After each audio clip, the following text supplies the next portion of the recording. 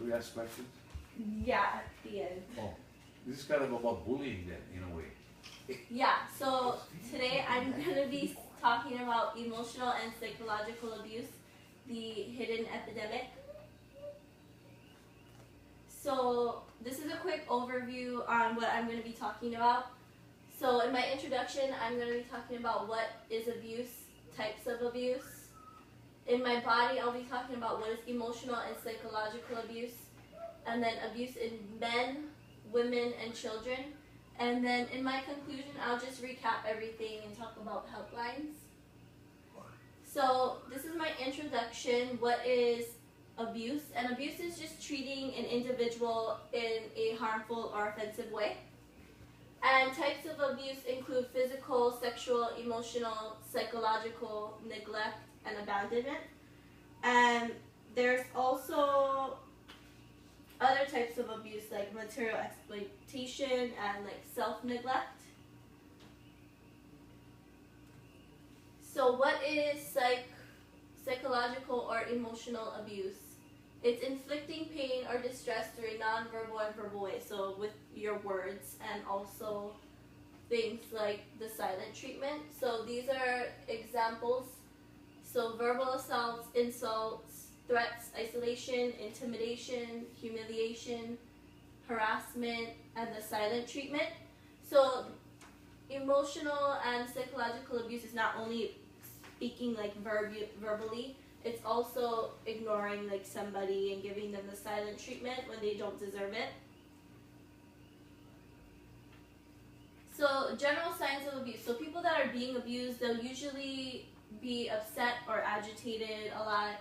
They'll become non-responsive. Non-responsive meaning like they'll have less communication with people. They won't answer like text messages, calls. They just won't want to talk to people as much. And then they'll also have like unusual behavior, things like just personality changes, sucking, rocking, and biting. So just some things that they do, that's just in general. So the next thing I'm going to talk about is when men are the victim. Women tend to emotionally and psychologically abuse men rather than physically because they're known more as the gentler gender. So they don't use their hands, they use their words, or like I said, the silent treatment, they do things like that. So examples of abuse against men: mood swings, constant anger, name calling, public humiliation, threats. Public humiliation is just like, you know, making them feel downgraded in public, or threatening them, telling them that, you know, things like, oh, if you're gonna leave me, then I'm gonna hurt you or your family members. And then effects. So men, they don't want to come home. They want to stay at work longer. Which case it? And then they'll want to escape reality. Things like they'll watch TV, they'll read more. They just won't really pay attention because they don't want to really be in the real world, kind of. And then they will not trust easily. They'll have low self-esteem, depression, and then insomnia. They won't sleep, fatigue, headaches, and they'll become suicidal. So when women are victims, they're not only victims of physical abuse, but they're also victims of emotional and psychological abuse. So some examples is the man will control the money. They'll withhold the money from them. Name calling, blaming, yelling, preventing them from making their own choices. So most of the time, like just being controlling.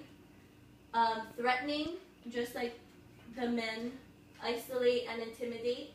And for women, kind of the same thing as men: low self-esteem, major personality changes, depression, they'll become suicidal, they'll have headaches, fatigue, and insomnia. Children, when children are abused, so every 10 seconds there's a report of child abuse, and about 30% of people who have been abused will abuse their own child. And 85% of child abuse consists of neglect or psychological maltreatment, which is emotional abuse.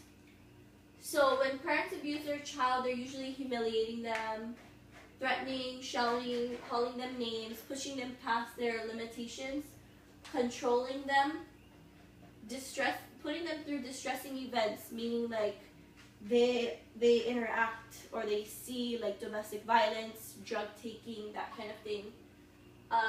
Manipulating your child or ignoring them. Effects. The kid will become more affectionate to strangers because they're looking for affection in other people because they can't find it in their parent. And then they have lack of confidence, aggressive with other children or animals. They'll have bad language, language that you wouldn't think you would expect for that child to have. They have uncontrollable emotions and no social skills. So in conclusion, nonverbal and verbal abuse will show no physical bruises, of course, because it's words and not words as well. And that's why it's a hidden epidemic. People don't know about it because you don't have that physical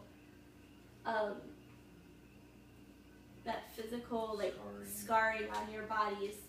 Like this picture here, my bruises are real, but you just can't see them. And then some people may be in that type of relationships and they can't get out of them, especially because they have a hard time talking about them. And there are many hotlines on the internet if you are being abused or you know who someone is being abused. So that is it. Does anybody have questions? Is physical abuse worse than emotional abuse?